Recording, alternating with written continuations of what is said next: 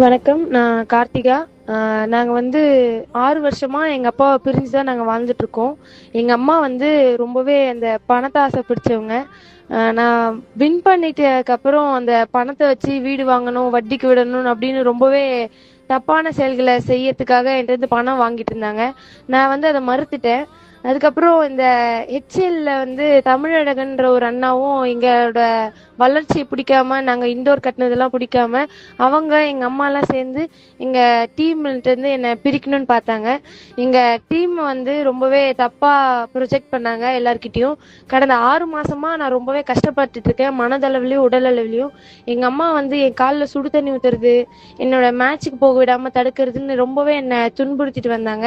நானும் இப்ப முடிஞ்சிரும், அப்ப முடிஞ்சிரும்னு பார்த்துட்டு இருந்தேன். ஆனா எங்க அம்மா வந்து இப்ப பொய்யான புகார் குடுத்திருக்காங்க எங்க கோச் மேல.